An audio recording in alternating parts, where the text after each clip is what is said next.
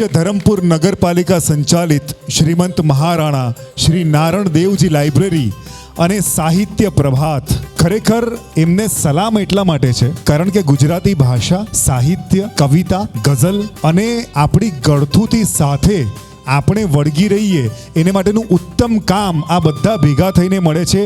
જોરદાર તાળીઓ થઈ જાય ધરમપુર માટે.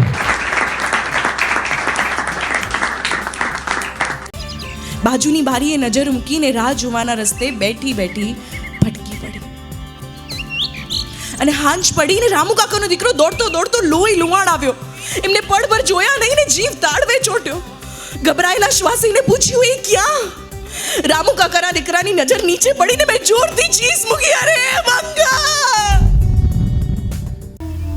લાજુના ગુસ્સાથી લાલચોળ થઈ ગયેલા ચહેરા સામે જોઈને કમલા સહેજ હસી અને બોલી, અત્યાર લગી તો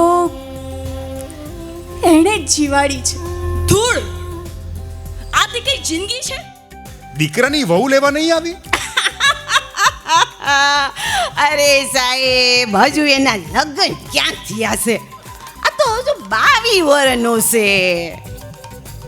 ના એટલે 55-60 વર્ષની લાગતી સ્ત્રી ને 22 વર્ષનો દીકરો હોય કે પછી પૌત્ર હોય? આ મોટા ટીકા થપ્પા પાછળ સાવ જ ઢંકાઈ ગયો હતો.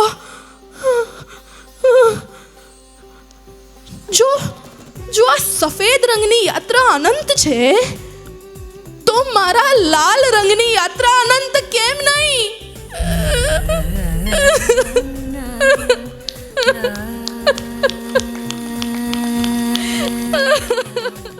અમરત કાકી લોકોને દવાખાના અંગે પાંજરાપોળ એવી ઉપમા આપતા ત્યારે લોકો પારકા તરીકે કંઈ કહી શકતા નહીં. એ દીકરી બધું કહી નાખતી. દવાખાનું પાંજરાપોળ જેવું હશે અને કદાચ મંગુ મરી ગઈ તો એનો અને કુટુંબનો છુટકારો થશે. મંગુના મોતને અમરત કાકી પણ છુટકારો માનતા હતા. પણ જો એ કુદરતી રીતે આવે ને તો પણ બેદરકારી બતાવી જાણી જોઈને દીકરીને મોત ભણી ધકેલવાનો વિચાર એમને અસહ્ય લાગતો. સ્વાર્થનું તો સૌ સગું, પણ બિન સ્વાર્થનું સગું થાય ને એ જ સાચું સગું. દીકરા કમાતા ધમાતા હોય, દીકરી સાસરે હિંડોળા ખાટે ઝૂલતી હોય ને ત્યારે હું માં થતી જાઉં એનો કોઈ અર્થ નથી. મંગુની સાચી માં બની રહું ત્યારે જ આ મારી લોહીની સગાઈ ખરી. આટલો સરસ, ઉત્તમ અને ઉમદા કાર્યક્રમ યોજવા માટે આર્ટિઝન અને ફોરમ આર્ટ્સ તરફથી અમે સૌ કલાકારો આપ સૌનો આભાર માનીએ છીએ. અને આટલી મોટી માત્રામાં આપ સૌ આવ્યા આપણી ગુજરાતી ભાષાને ઉજવવા, માતૃત્વને ઉજવવા અને સ્ત્રીત્વને ઉજવવા, એના માટે આપ સૌનો આભાર. ફરીથી એકવાર ધરમપુરને ખૂબ બધું વાલ, ખૂબ બધું પ્રેમ અમારા બધા તરફથી. અને આવા જ સુંદર ઉપક્રમો આપ યોજતા રહો એવી તમને નમ્રપણે અરજી અને અપીલ બંને છે.